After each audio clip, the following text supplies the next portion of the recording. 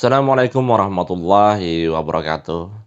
Pertama, jangan lupa subscribe. Yang kedua, jangan lupa aktifkan lonceng notifikasi akun YouTube ini. Terima kasih. Baik, ini ada tulisan artikel judulnya 10 manfaat menulis. Kalian wajib tahu ini tentang kepenulisan. Lebih detailnya untuk menyampaikan bahwa menulis itu banyak untungnya. Banyak manfaat yang didapatkan. Tidak hanya diri sendiri, namun orang lain akan mendapatkannya juga. Tak lama-lama, mari simak yang di bawah ini. Pertama, gembira manfaatnya. Menulis itu sebenarnya kegiatan yang berhadapan langsung dengan kertas, pulpen atau pensil yang dipegang, atau berhadapan dengan laptop jika yang suka menulis di laptop. Menulis bukan kegiatan yang monoton bila mengetahui esensinya.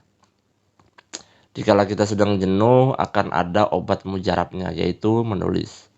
Ketika melepaskan unek-unek, maka muncul rasa bahagia, rasa plong, dan rasa enak. Sebisa itu kita langsung melepaskan rasa sedih. Maka telah disepakati banyak psikolog dunia bahwa menulis itu mendatangkan gembira, bukan mendatangkan canda, kecuali yang tahu caranya. 2. Melepas jenuh. Nulis itu juga bisa lepas jenuh. Saya kasih contoh nih. Kalian habis pulang kerja, otak kalian masih dipenuhi dengan bekas-bekas kerjaan kantor. Pasti bikin sumpek kepala, bikin gak nyaman, bikin kita mau ngemil dan makan terus untuk menurunkan emosi bagi yang suka makan.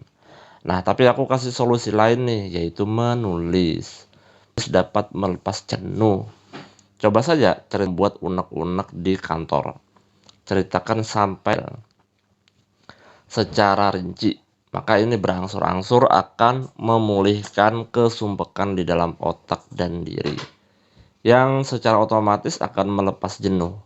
Bahkan banyak sekali penelitian psikologi yang mengatakan hal demikian.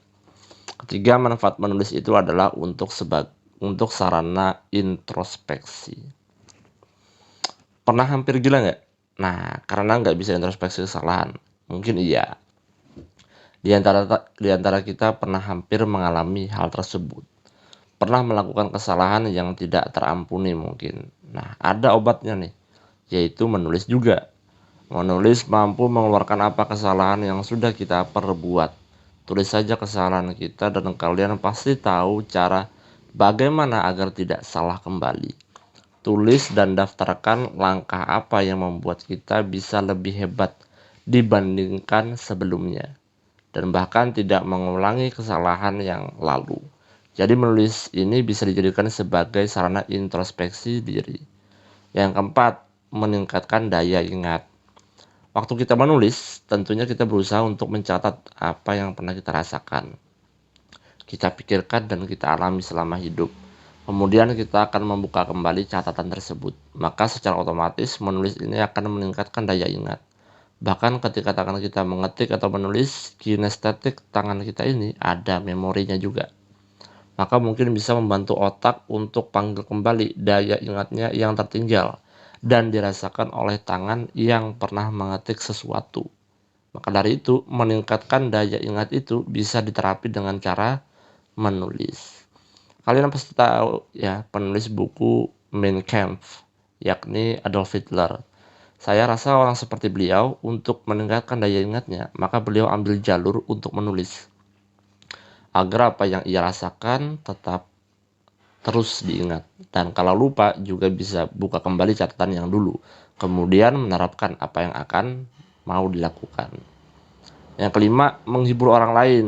Nah, kalian pasti tahu ya Raditya Dika, penulis humoris itu, yang kalau olah buku judulnya begitu unik, ada nama-nama hewan gitu. Nah, itu salah satu penulis sukses menurut indikator saya.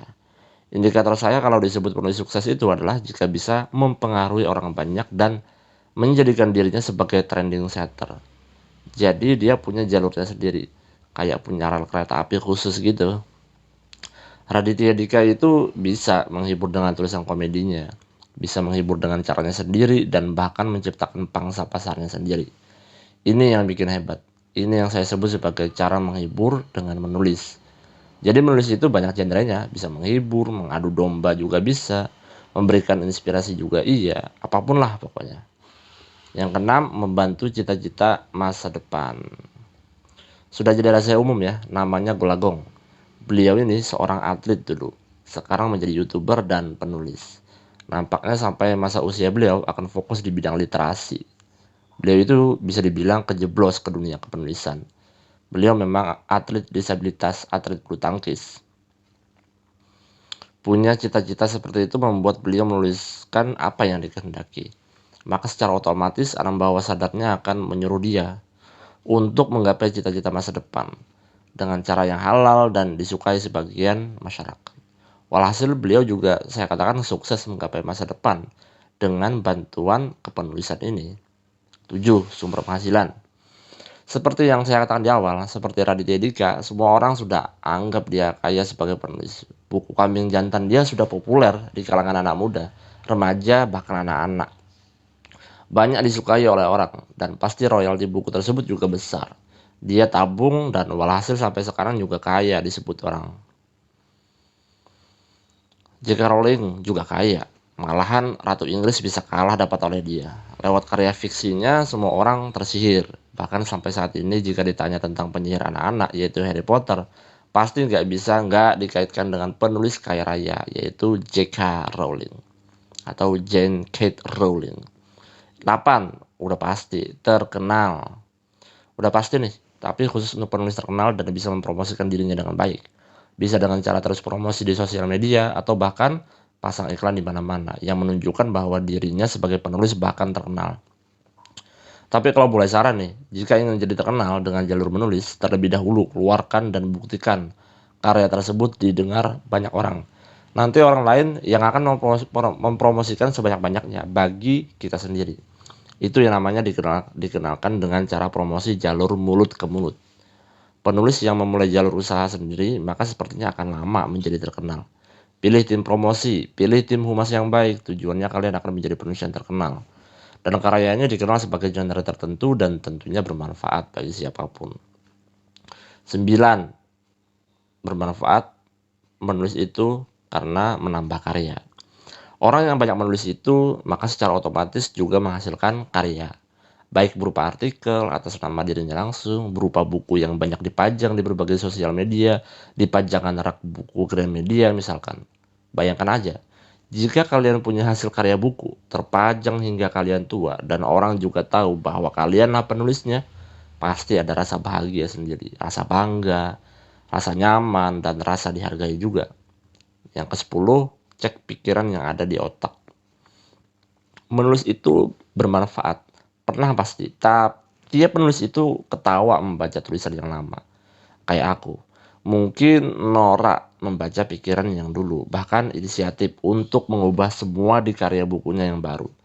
Itu namanya menulis ada gunanya untuk cek pikiran otak kita waktu dulu.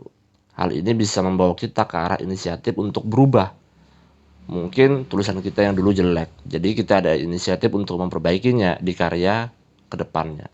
Atau kembali untuk merefleksi diri. Apakah ada yang salah terhadap diri kita? Jadi gitu teman-teman. Semoga bermanfaat. Next time tunggu video selanjutnya. Assalamualaikum warahmatullahi wabarakatuh.